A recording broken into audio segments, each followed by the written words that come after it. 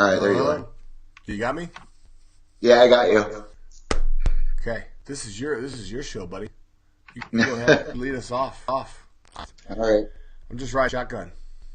All right, in 5, 4, 3, 2.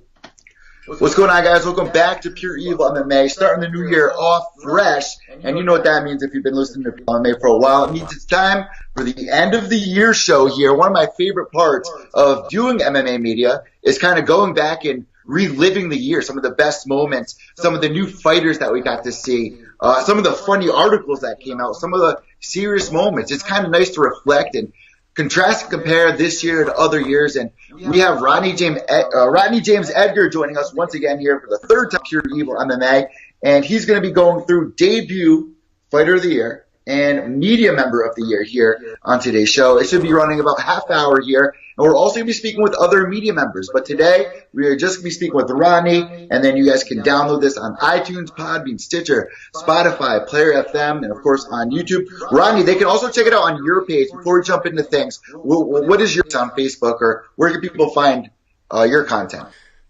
Yeah, so basically anywhere that I am in a digital form. My digital presence is Rodney James 138, and for business, which is of course is MMAsoldier.net. That's my website.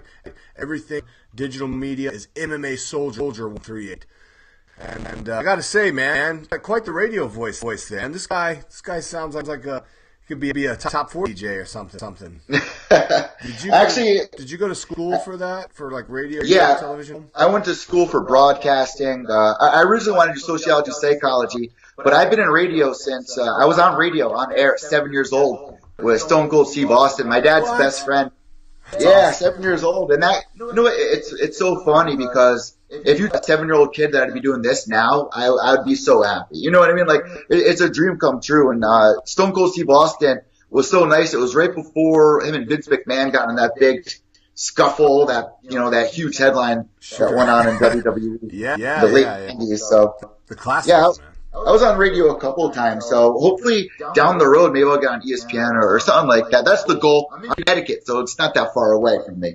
But Rodney, let's jump right into things, man. It was a really crazy year for mixed martial arts. Inside the UFC, there's a couple of fighters that come to mind, but this year, when it comes down to the subject or topic of debut fighter of the year, I gotta say, there's 2 girls that actually pop up this year, which is a big step forward in the female scene. I'm gonna give it to you really quick. Without giving away your number one spot, what were some of the runners up that were going through your head before you came to the conclusion of your number one fighter? Because there are a couple of big debuts that went down this year. Oh man, runners up. Okay, you got off guard with that one. I have to say, Sheikh Yusuf, that guy who I've had on the show a couple of times. He came out with a really nice debut on the Contender Series, and of course he debuted recently at UFC Blade. And I forget the name of his opponent, but it was a guy who was undefeated, super tough. Dude, and he just mauled him, man. I mean, the way he just opened up and just basically just overwhelmed him, swung him with strikes, hit him with some just gnarly body shots. That was one of the top guys for me. I almost put him as my number one, maybe just because he's kind of my buddy now that I've won the show a couple of times. And I think he's up from, speaking of Connecticut, he's up in your neck of the woods, I believe, is where he trains. So perhaps I should introduction so you can get him on your show. That would be awesome, man. Yeah, were you actually at the Contender Series for that? I can't remember. I only went to one this year, and it was the very last. I think I was. It was the last one of the season was Jared Cochran versus Alex Open in the main event. And which was crazy because J.R. Cochran was undefeated. That's another of mine, and so actually, which is crazy, because they're fighting each other. But Cochran, lost for the first time that night. Gilpin did not get a crack though, and he's yet to get an offer to fight in the UFC as far as I know. Hopefully, we'll see him in there this year though. I do have to say, since we are talking about debut fighter of the year, another big milestone in UFC is actually launching and a successful season of Dana White's Tuesday Night Contender Series as well this year. We got to see some fresh faces, which I believe will get people out of the house. Like if there's shows locally, this guy is from my neck of the area, neck of the woods. I mean, there have been so many. Justin Sutner, even one-arm fighter. What's his name? Nick Newell. Yeah, he lives 10 minutes from my house right here. Is that right? 10 minutes. Yeah, so that was pretty cool. A couple of runners up for me, Rodney. I'm going to start with Johnny Walker. I mean, he had a pretty decent coming party. Antonina Shevchenko as well, who I personally got to see in the Muay Thai scene coming up over at Lion Fight. I was a little nervous about when she was making her debut on Dana White's Tuesday Night Contender Series because, as you know, it's a little different. Yeah. You're not in front of a big crowd. You're in front of your family and friends, and Dana White sitting right there. Yeah, and the one thing you got to do is get him to react. It's almost like they're in a sparring session, like it's almost like in the gym. Like you really are in a gym. There's very few people. Super hot in there. Anybody who's ever been in there can tell you. Like especially during Contender Series, because it's right in the smack middle of the summer, and that's a pretty old. You know, how long they've been filming Ultimate Fighter there? I mean, we're going back a dozen years at least. But the whole little section, that whole little row of buildings back there, it gets like so hot. Anyway, yeah. So to your point, it's a different situation. I've interviewed a few fighters that have been on the show, and they all say the same thing. Like, man, it's kind of weird. It's kind of weird. You don't get your walkout music. You don't get a loud crowd pop. It's just kind of a handful of people. And we had people like Greg Hardy go through this year. There was a couple of great fighters on there, but Antonina Shevchenko, when it comes down to a debut, I think she did a great job, and she got to make her on debut as well. And her sister is now the champion, so it's just a really exciting step forward here in 2019. Wondering, that's the big question. When it comes to debut fighter of the year, we've seen some great people come out year after year, but what can they do to build on that? What do they do after? One fighter I really wanted to see fight more this year, who was a runner-up last year, was Sugar Sean O'Malley. I would really like to see him, Dana White Tuesday Night Contender Series contestant. I was hoping we'd do a little bit more this year. But, Antonina Shevchenko moving forward, I'm really excited to see what she has to bring to the table, because she's not like the other Muay Thai girls out there where it's like, oh, we're just going to bring her down. She's been training alongside some of the top fighters in this team, like Rose Namajunas, and she comes from a great camp, so she's definitely one of my runners-up. Luis Pena being another one. He had a loss. I feel like if he got a win that night, he would definitely be one of the top runners here, but he definitely deserves a mention here on Pure Evil MMA's end of the year show. He picked up a lot of momentum. Fans really took to him, with it, because he's got a bit of a gimmick, and that helps. I mean, obviously in this game, to be able to back it up and be able to fight, which can fight also, obviously. But yeah, that violent Bob Rock gimmick, I think, is huge. If anything, it makes people remember him. Shevchenko, she's hot. God, she's so hot. I love her. And then you mentioned Greg. You actually saw him fight. Remember, he was on Contender Series twice. The first time, he fought another ex-NFL guy, also undefeated. And again, his name escapes me, but I mean, Hardy smoked him.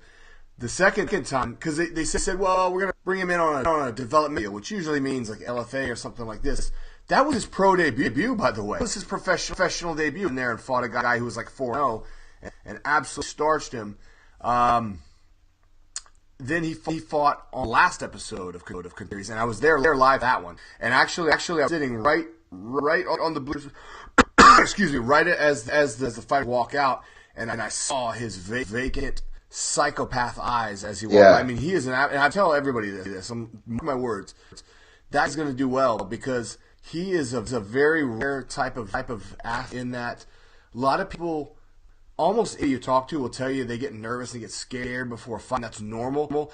This guy is an absolute stone cold psychopath. I mean, he's got a checkered past. We all know that. Domestic violence against women. He's polarized for that reason. I don't like him for that reason.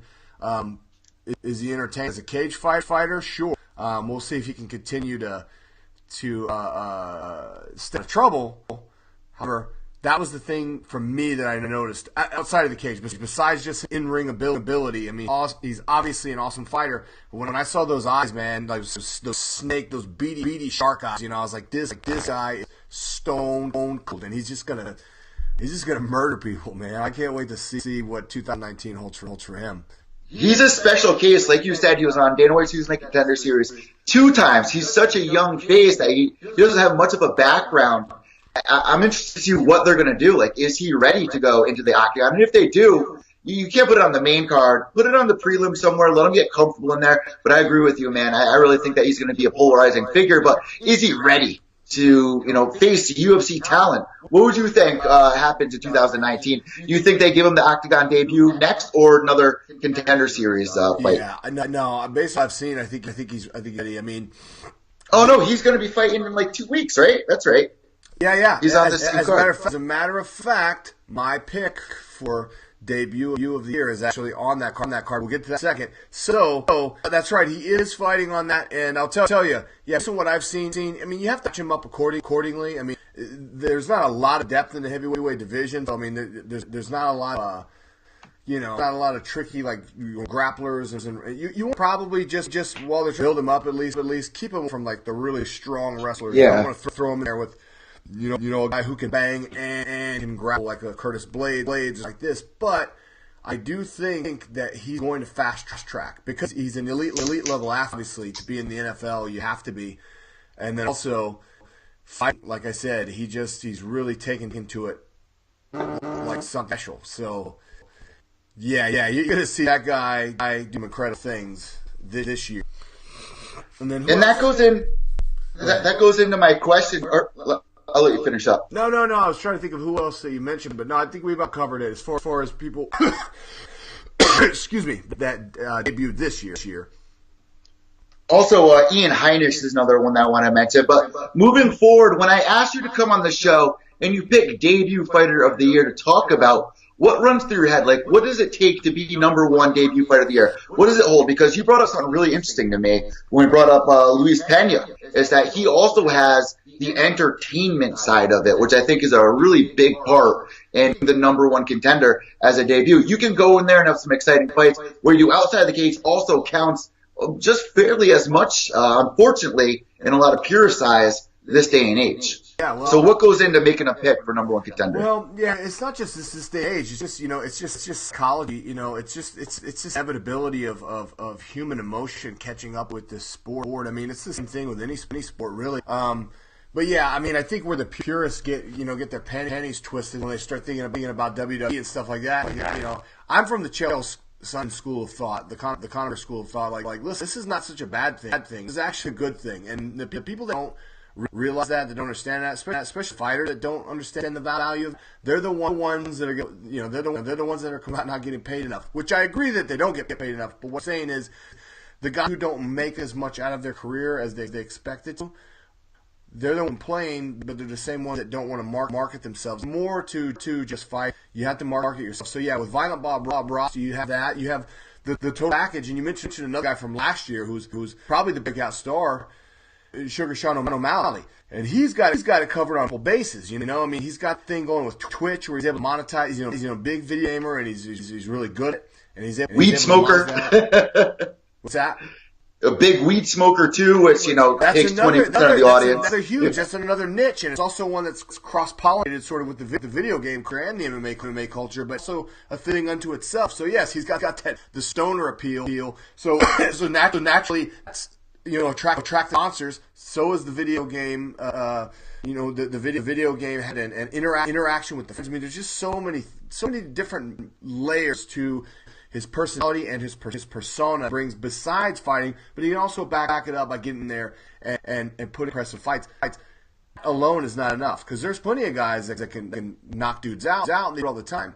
But if you get in there and you knock dudes out and you have the person with a slug, you're only gonna reach such potential. I mean, you have to appeal a little bit more than that. You have to make the people like you. They have to actually want to get behind and look forward to seeing you fight. Sometimes it's more than just. I mean, you look at a guy like Cowboy Cerrone. People love him whether or not he wins or loses. You know what I'm saying? Personality has a big to do with it. But again, this game, you also have to back it up with wins and impressive wins, and he's got plenty of those. And you know what? When it comes down to this topic here, it could be your walkout song. Like, what is it about you that makes people go home and remember? You got to picture, a young 7, 8-year-old kid going to a UFC event or tuning into UFC for the first time. You got new fighters every 15 minutes, revolving every event. I think the UFC, I wrote it down, 39 total events, 473 fights, 18 title fights this year. So if you are one person in that whole group, what is it about you that's going to stand out, especially if it's your debut? Because first impression, as we know, this is a life lesson, or not a life lesson, but it's a normal saying is, your first impression is the lasting impression. And I think that's a big thing when it comes down to debut fight of the year. So when I made my pick for number one fighter, I had to make sure they were the full package, that they actually deserved it. Now, Rodney, I'm guessing that maybe we have the same pick, actually, for number one fighter of the year. I'm going to give it to you. Who is your pick? This one is unanimous for me. I mean, without a doubt, this is my guy. I did a little foreshadowing here. I mentioned the upcoming fight. I also mentioned his upcoming opponent, Donald Cerrone. And I'm talking about my man from San Antonio, Texas. And yes, I'm a little biased because I used to be on their team. I used to train with this guy. In fact, my very first MMA fight, here's a picture of it right here. That's me just moments before victory. But you know how I got so much confidence to where I could be in a position where I'm mounted and pounding him into submission right before I slap on the RNC. That's because for 10 weeks, there's a guy by the name of Alexander Great Hernandez who actually was fighting title on that same night. And so I had to spend my entire fight, my first ever foray into the MMA cage. I was my wrestling coach, my sparring partners, and basically the guy to beat my ass multiple times a week. Alex Hernandez.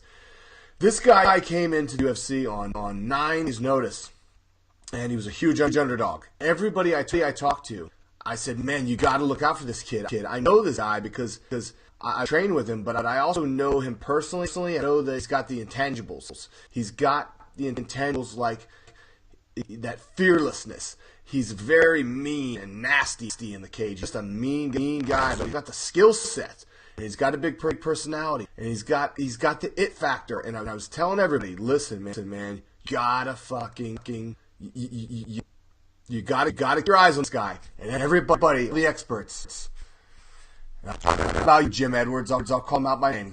I told Jim Edwards, I was at the media day. I was one of the last media days that I ever actually got credentials for, which past March. I interviewed Frankie Edgar and Mackenzie Dern and Brian Ortega there. And anyway, I told Jim Edwards, I said, watch my boy, Alex Hernandez. And he goes, oh man, he's fighting Dariush, man. Benil Dariush. He said, 42-second knockout, bro. He said, he's fighting Dariush. No chance, mate. It's going to be a rough go for him. And I said, hey, buddy, watch what I'm telling you. And there were a few other people I told, both coaches, fighters in the gym, and MMA folks leading up to that. I said, you watch what I'm telling you. And I went to Alex's hotel room with him and his coaches, and we did a little interview, and it really solidified it for me. I was like, dude, these motherfuckers are not playing. He was so serious. He was like, dude, I'm gonna this guy. And I was like, okay, I believe it.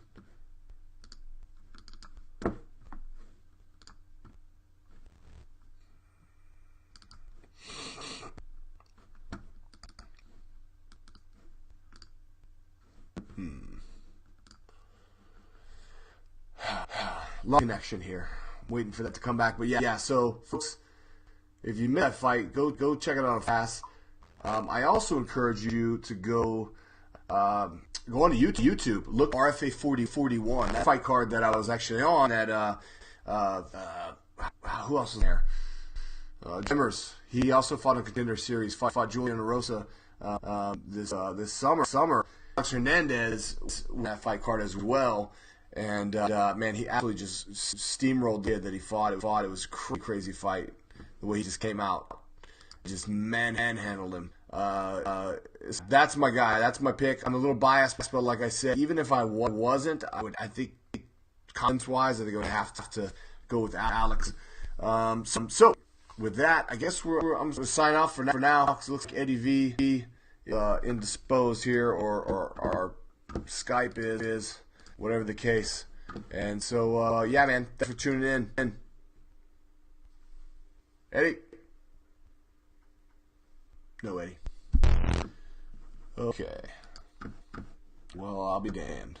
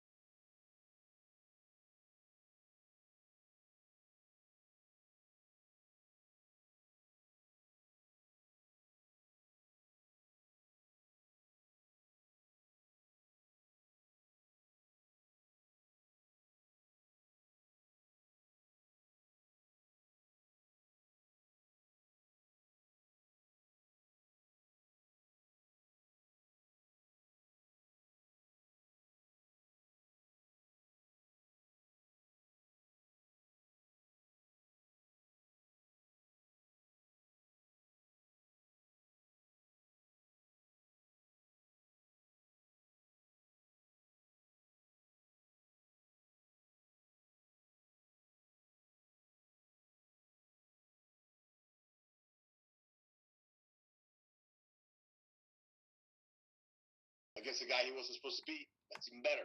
Now, you can't put on a bad performance against Donald Cerrone because there's no such thing as a bad Donald Cerrone fight.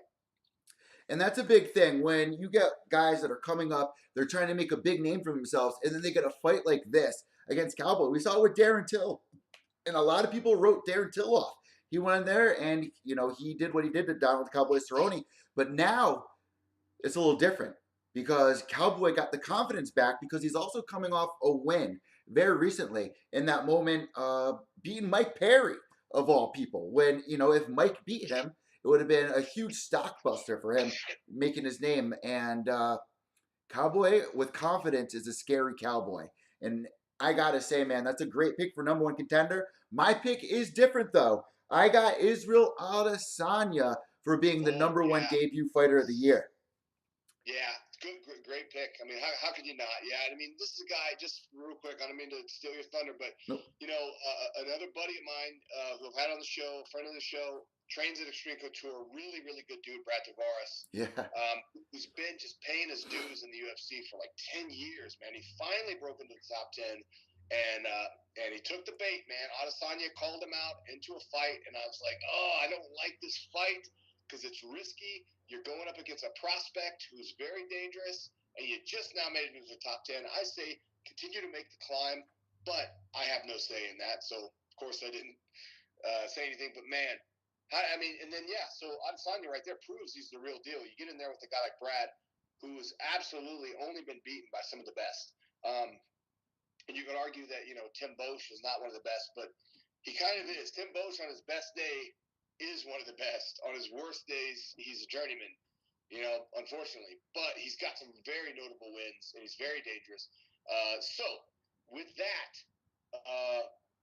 you go ahead, because that's a great pick, my man. I can't hate on that. Well, you know what? Brad Tavares and Israel Adesanya, I think that was a big moment for Israel because he was headlining a card. Like, this is the year he debuted. It really does have that Conor McGregor feeling where it's like, I know Israel has more of a background than Conor did coming over, and he had a lot to prove as a kickboxer coming over into into the UFC.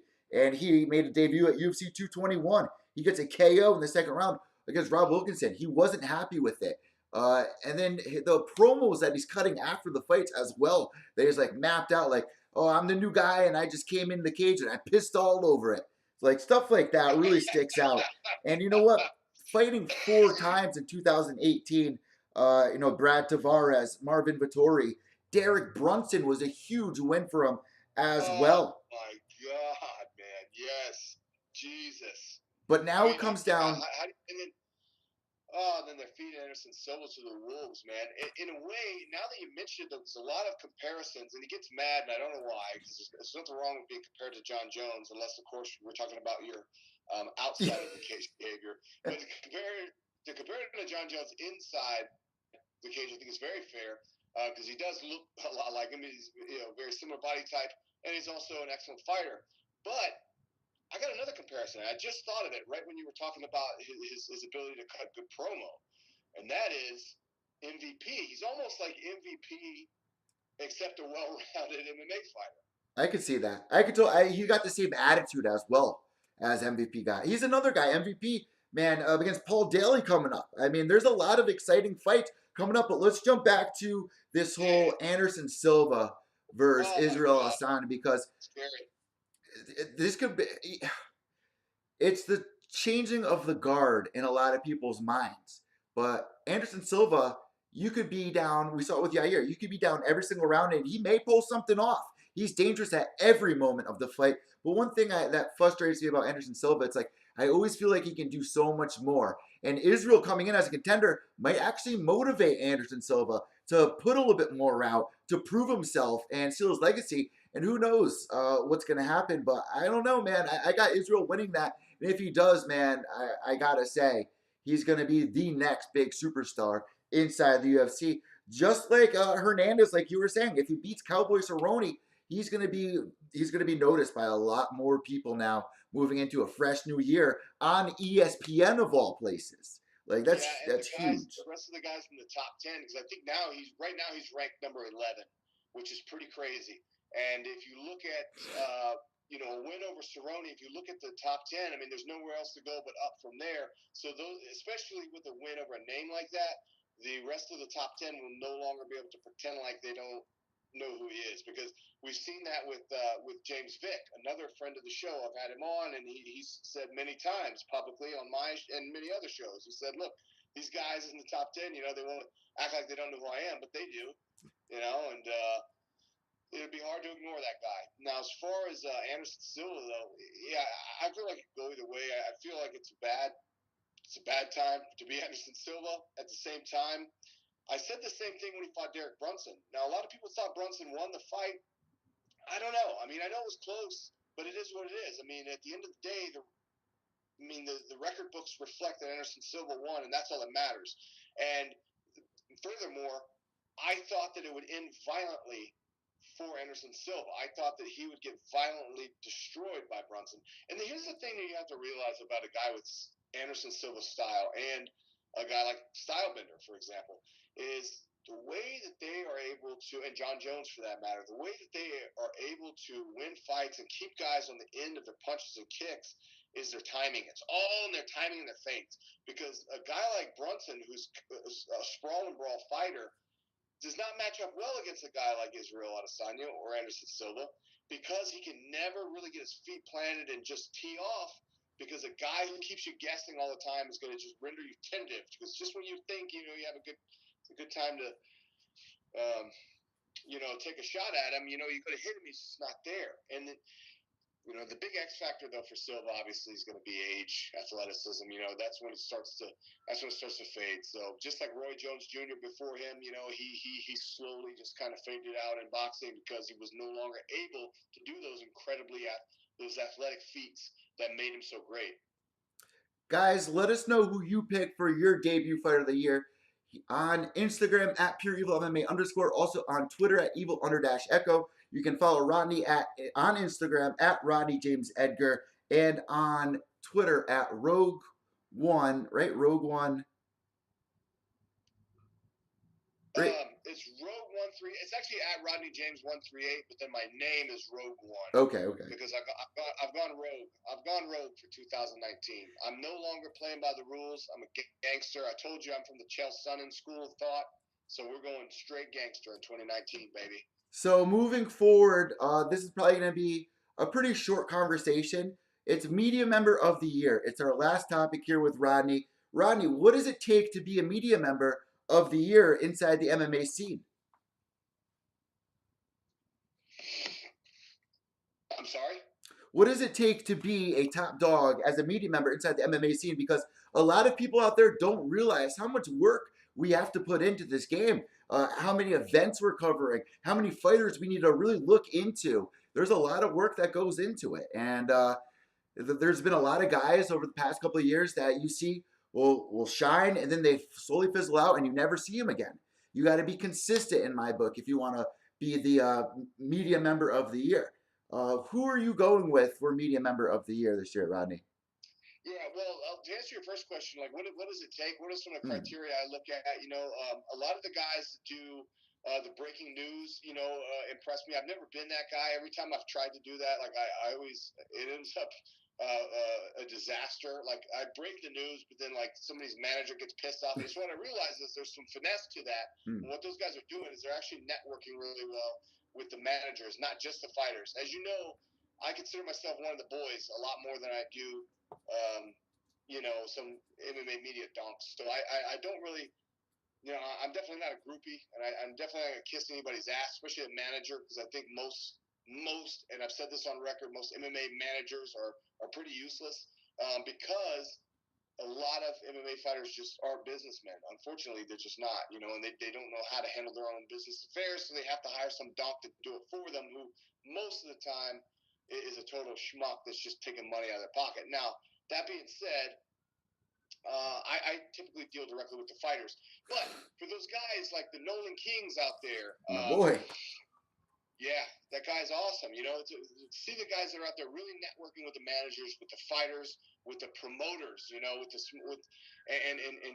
even going into the deep cuts, that are getting the interviews with the fighters that are up and coming, that are on the regional scene, the guys that are on the front lines and in the trenches, just like myself, getting out there and actually doing the work. I mean, you see a lot of guys that are armchair, media journalists. They don't actually get out and cover any events, which I find very strange. You can't really. I mean, you said it yourself. We both went to school for this, and you know that the only way to really be a broadcast journalist is to create content, and the only way to create content is to get out there and make it happen. It doesn't just create itself. But you got other keyboard warriors that just want to sit back and play the game from their computer. And that's not how it works. Take your computer with you and go out there where the fight is and get into it. Those are the guys that impress me the most. And then of course, people that are coming with really original content. I love what you're doing. I think you're original and a fresh face. You've got 90% or more of the people who are trying to break into this, which was not a lucrative market, by the way. If you're thinking about doing it, probably should think about doing something else first. Yeah. Get some financial success and stability, and then go ahead and go for it. But my point is, like you said, it's not as easy as it looks. There's a lot of work that goes on behind the scenes. It's a thankless job. I spent countless hours writing things that I just thought were brilliant, and maybe they were. And I read them back, and I go, "Oh man, this is one of the greatest things I've ever written." And you know what? Nobody gives a shit. It's Everybody has ADHD these days. We all have these smartphones. We want our information.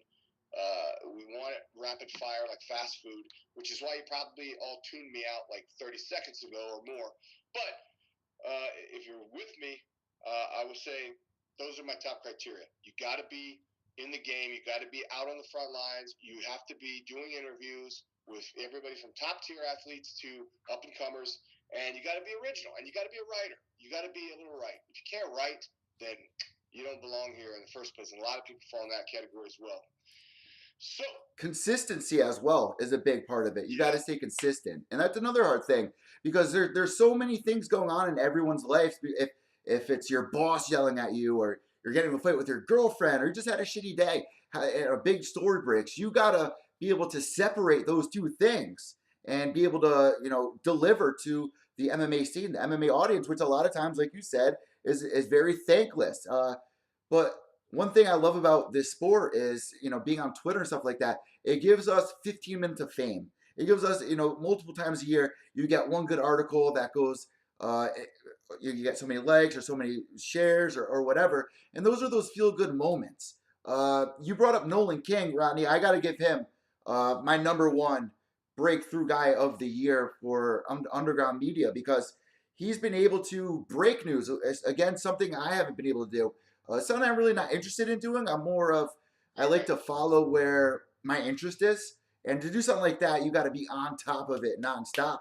And he's done exactly that. And I've seen him he doesn't just cover the UFC.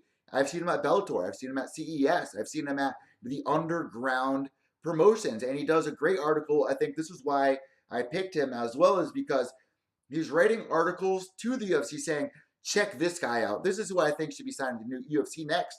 And a couple of those articles came to fruition. And those guys are now in the UFC. It's crazy. And I got to give Nolan King my media member pick of the year. Brian Gerson was another great member this year that you guys should check out. There's a lot of guys out there, but to stick out for so long like Nolan has this year, he definitely deserves number one spot here at Pure Evil MMA.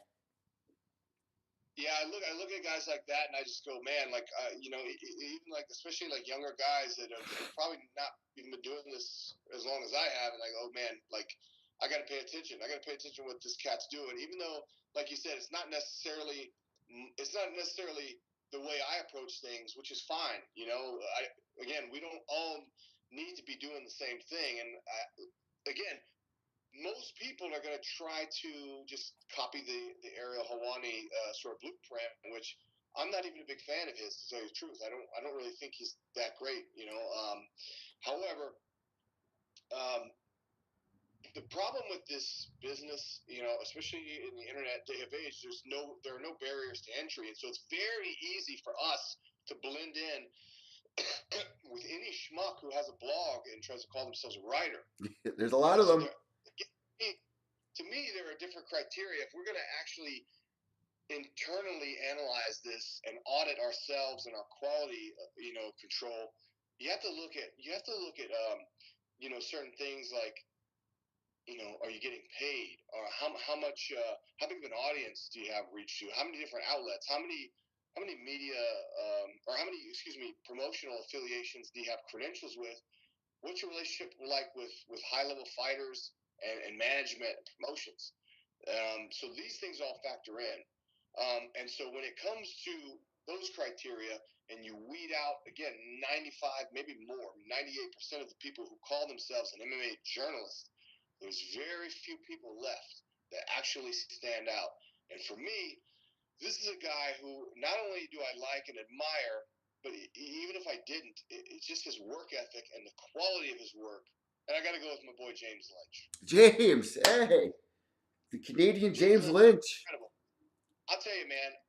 I've been knowing James Lynch a couple years. Didn't know who he was, honestly, until we were both invited as guests on a podcast similar to this. I think it was a year in review in 2016. I want to say, and it was him and I and Danny Austin. And I didn't know who either. I'll be honest, I never heard of either one of those guys, but I started following them.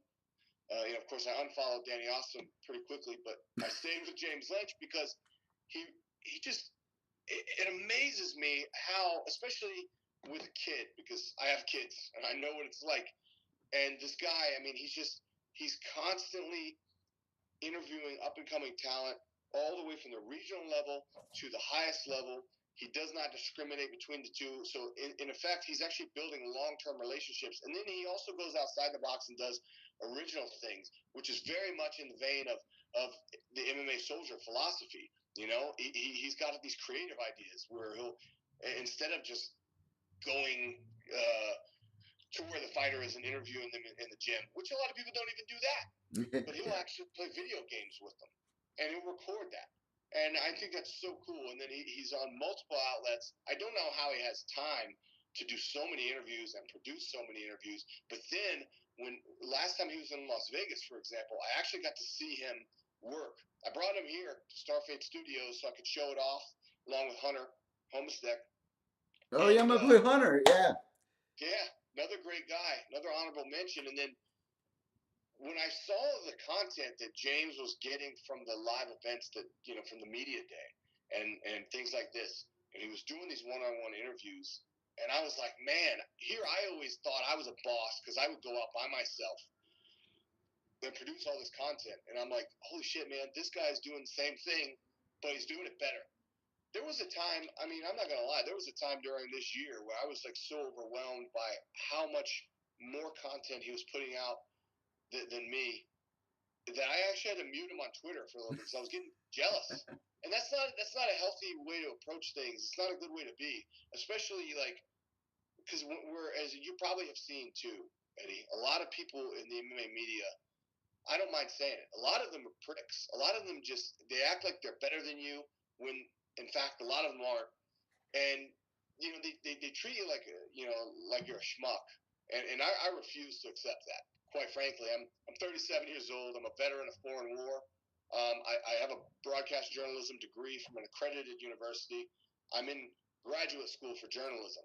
I demand at least somewhat respect for my accomplishments, if nothing else. If you don't like my personality, tough shit. But what I've seen consistently is that that's the way that people are. And I know James Lynch is such a humble guy. And I've seen, and based on the conversation I've had with him, I've seen him also endure some mistreatment from some of those MMA elite, which I really was surprised, because I thought, I understand if they do it to me, because I'm a polarizing figure. I'm tatted up. I wear my feelings on my sleeve. I really don't give a shit if I hurt your feelings. That's just the soldier in me. But it's also like, it's not meant to be. It's not meant to be malicious or vindictive. But to me, I would rather you just tell me to my face.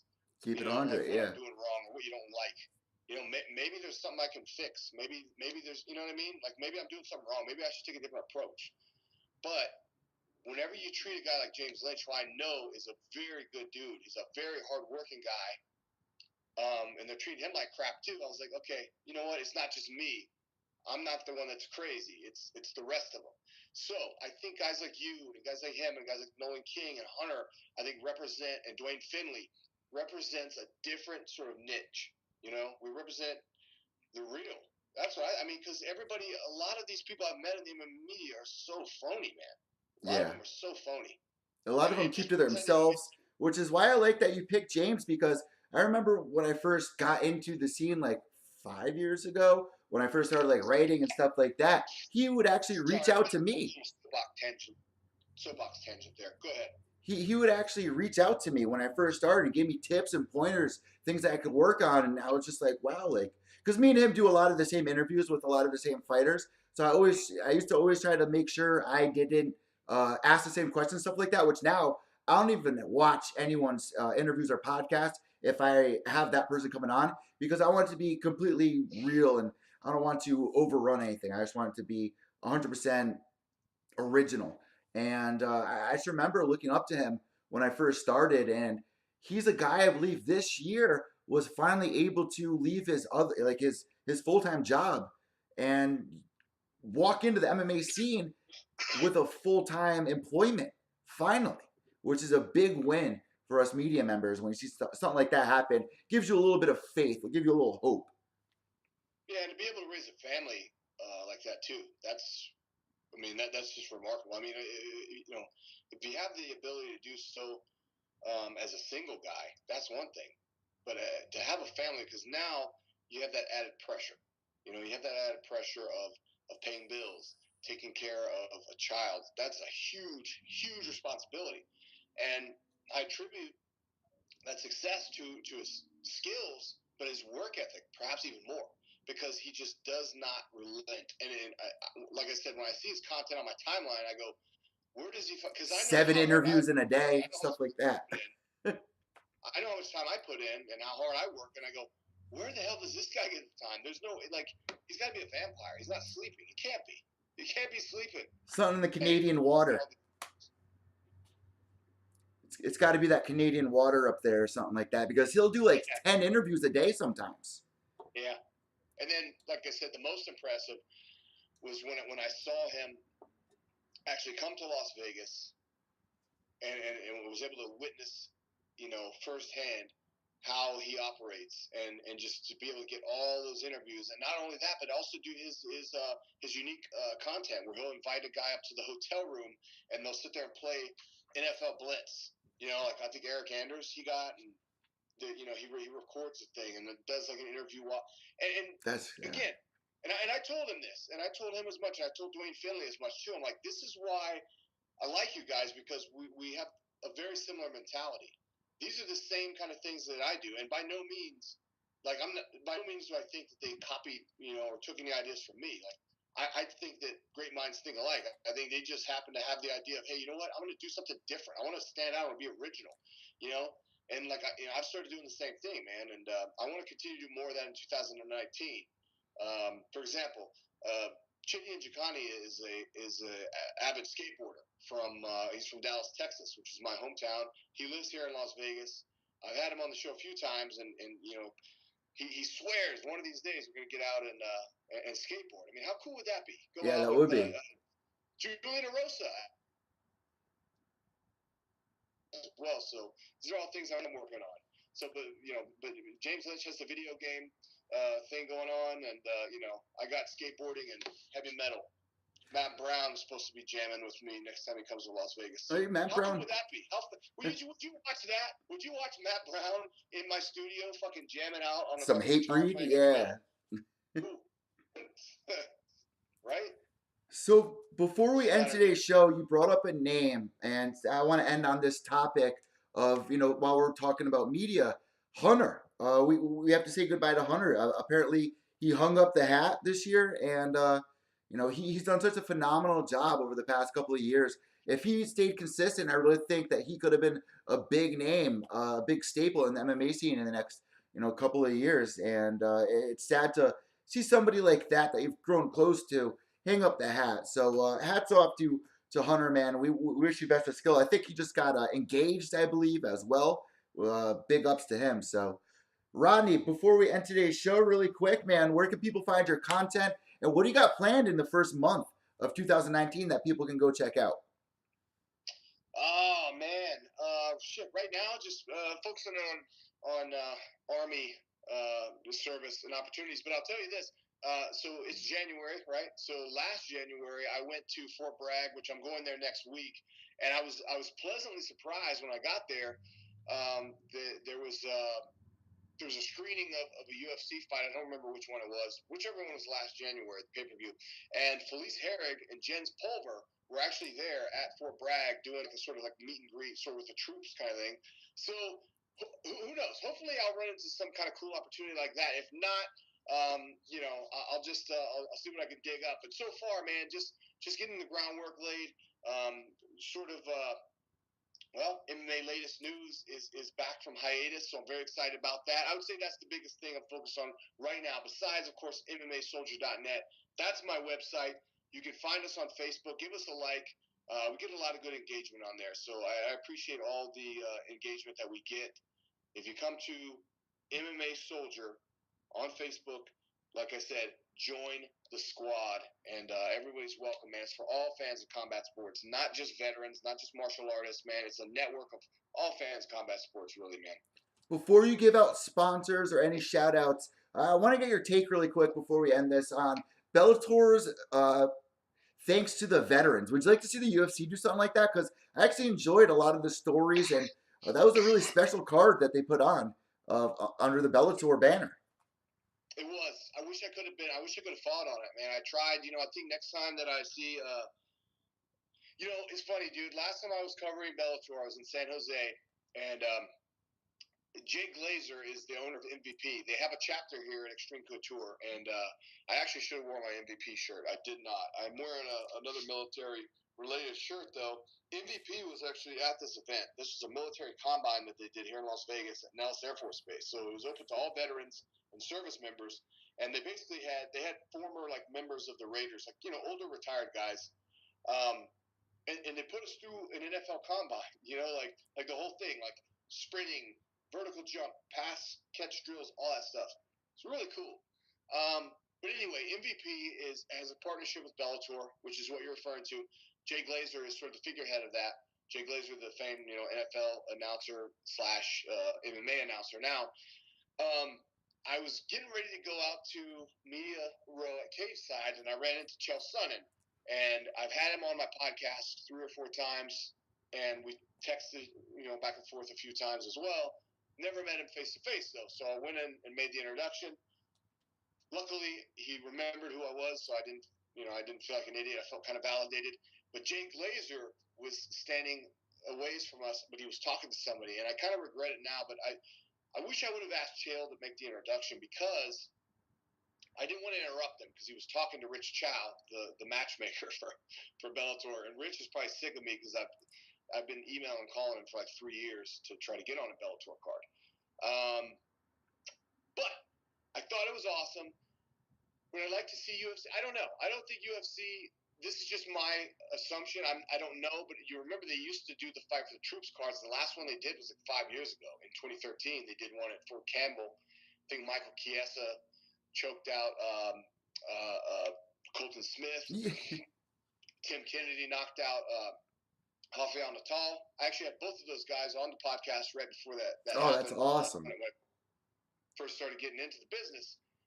But I get the feeling that maybe the military brass just sort of rubbed UFC the wrong way. I could see Dana White, having taken issue with the military in some kind of way because he's such a fucking narcissist that he just always refuses to back down on his position, and his authoritative. So I could see a clash there. So I think Bellator did a good thing. I think they fill that niche, and it's actually genuine. It's very sincere, and I know that because MVP is a special organization. So actually, with that, that's the only plug that I want to give. MVP. If you are in Las Vegas or you're in Los Angeles, look up MVP. I don't remember the name of the gym in LA, but if you're in Las Vegas, it's of course Extreme Couture.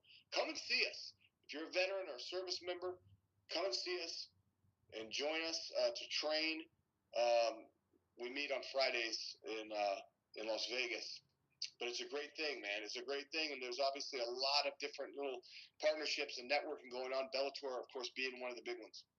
Rodney, I want to thank you so much for joining us here at the end of the year show, going through debut fight of the year, media member of the year. There's so much that happened this year. It's really nice to reflect and relive some of the moments and give thanks to a lot of the people which in this sport, like you said, can go unthanked for so long. So I enjoy doing that, and I enjoy having you on the show. We got to have you back on soon, guys. Go check out Rodney James Edgar's content, and we'll talk to you soon, Rodney. Have a great day, and Happy New Year. Happy New Year. Thanks, Eviletti. Hey, continue killing it, and 2019 is yours for the taking, brother. Any more sponsors? The floor is all yours, Rodney. No, that's it, man. My biggest sponsor is Dr. Jean Story, my wife, and the U.S. Army Reserve. Thank you so much, Rodney. Have a great day. It's my 18-year anniversary in the Army today. Ooh, wow. Congratulations, and thank you so much for your service, Rodney. My pleasure, man. It's my pleasure. Thank you. God bless.